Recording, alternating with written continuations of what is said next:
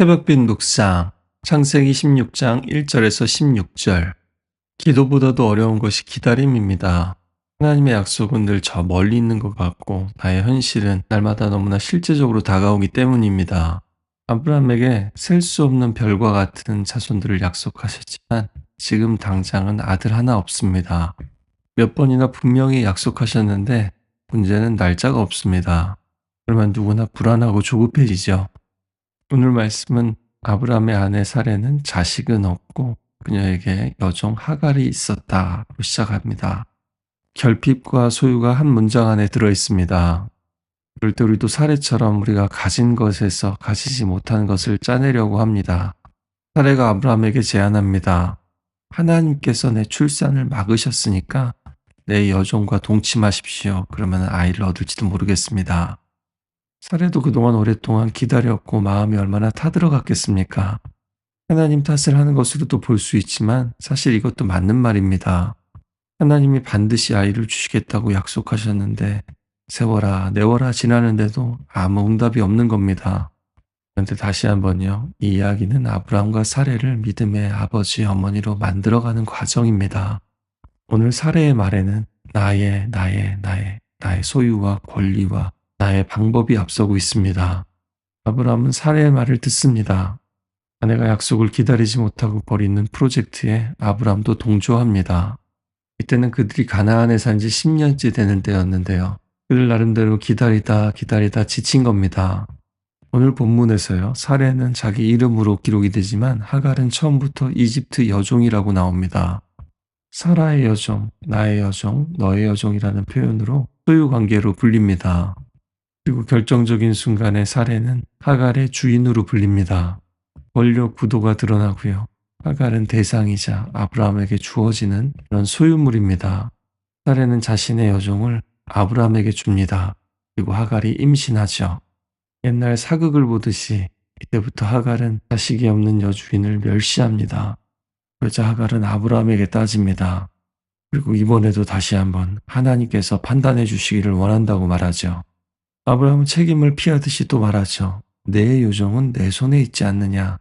내가 좋게 여기는 대로 하라. 일은 자기가 벌려놓고 말입니다. 그러자 사례는 하갈을 학대합니다. 그리고 하갈은 그 학대를 견디지 못하고 도망치죠. 하갈도 주제를 넘어서 큰 잘못을 했습니다. 그러나 애초에 이 모든 것은 자기가 시작한 일이 아닙니다. 자기는 힘도 없고 시키는 대로 했었을 뿐이죠. 도망친 하갈에게 하나님의 천사가 광야의 샘 곁으로 찾아옵니다. 사레의 여종 하갈아. 원문을 보면 하갈, 사레의 여종아라고 부르십니다. 그녀의 신분보다 그녀의 이름을 먼저 불러주신다는 겁니다.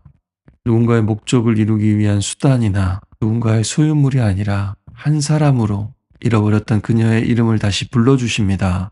네가 어디서 와서 어디로 가느냐. 너의 얘기를 해보라고 너의 얘기를 듣고 싶다고 하십니다. 억눌린 자의 목소리와 사연을 듣고 보시는 하나님이십니다. 이것은 신문이나 취조가 아니라 그녀의 존재를 온전히 회복시키는 질문입니다.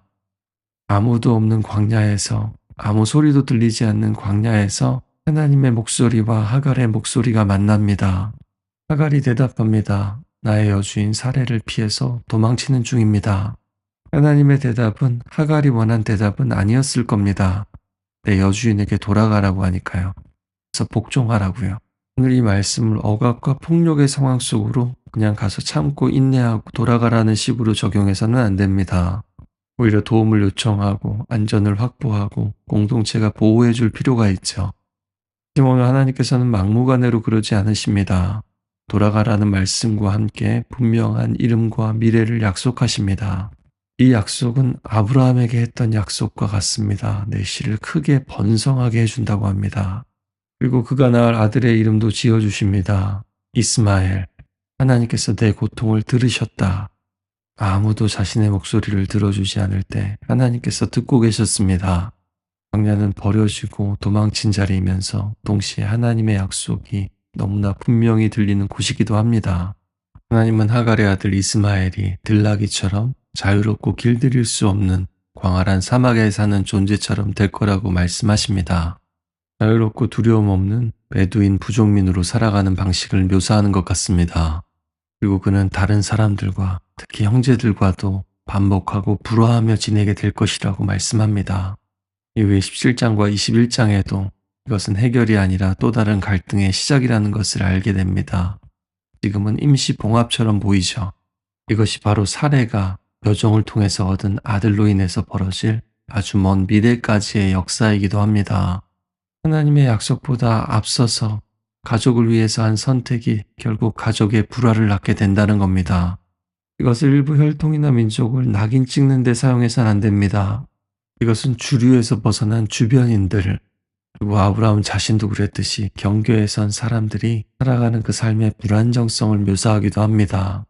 하나님은 아브라함과 사레의 하나님이실 뿐만 아니라 하갈과 이스마엘의 하나님이십니다. 그래서 하갈은 하나님을 만나고 나를 보시는 하나님이라고 부릅니다. 성경에서 이름 짓는 것 자체가 권력 구도를 나타낸다고 했는데요. 족장들도 장소의 이름을 붙였지 하나님의 이름을 이렇게 붙이지는 못했습니다. 그런데 오늘 말씀은 그렇게 당하는 여종을 굉장히 적극적인 주체로 묘사하고 있는 겁니다. 그리고 그 정점에는 홀로 남아있는 광야에 찾아오신 하나님과의 만남이 있었습니다. 오늘 우리 하나님은 고통받는 자를 보시고 들으시는 하나님으로 등장하십니다. 약속만 주시는 것이 아니라 그 고통을 돌아보십니다. 이집트 여종, 누군가의 여종, 그 세상이 정의하는 호칭이 아니라 하나님이 불러주시는 이름, 하나님 안에서 발견한 이름이 진짜 나의 이름인 겁니다. 부엘라 헤로이, 살아계셔서 나를 보시는 분의 우물입니다.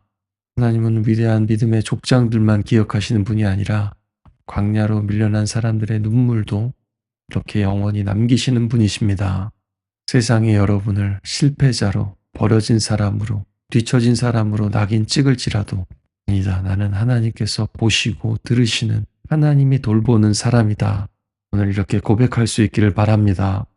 우리 예수님도 늘 이름 없는 사람들을 찾아가셨습니다.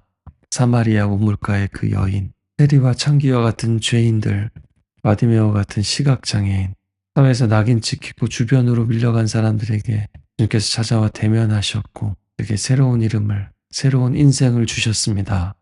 오늘 말씀을 보면서 내가 하나님의 약속을 기다리기보다 내가 어찌어찌 해보려고 사례처럼 하고 있지는 않은지, 또 아브라함처럼 갈등 앞에서 나의 책임을 회피하고 아내에게 또 가장 약한 사람들에게 그 책임을 넘겨버리고 있지는 않은지, 또 조금 잘 됐다고 오만하다가 사고를 치고 지금은 아무것도 아닌 사람처럼 홀로 광야에 앉아 울고 있지는 않은지, 여러분은 어떤 사람인지 돌아볼 수 있기를 바랍니다. 그 중에 누구도 하나님은 버리지 않으시고 한 사람 한 사람의 이름을 부르시고 회복시킨다라는 것을 우리 소망으로 삼고 함께 기도했으면 좋겠습니다. 하나님, 기다리다 지쳤습니다. 조급하고 불안합니다. 기다리기가 너무 힘듭니다. 어찌저찌 하다 보니 누군가에게 상처를 주고 또 상처를 받았습니다. 하나님, 나의 형편을 좀 봐주시고 나의 고통과 눈물도 봐주시고 내 목소리를, 내 기도를 들어주십시오. 함께 기도하며 나아가겠습니다.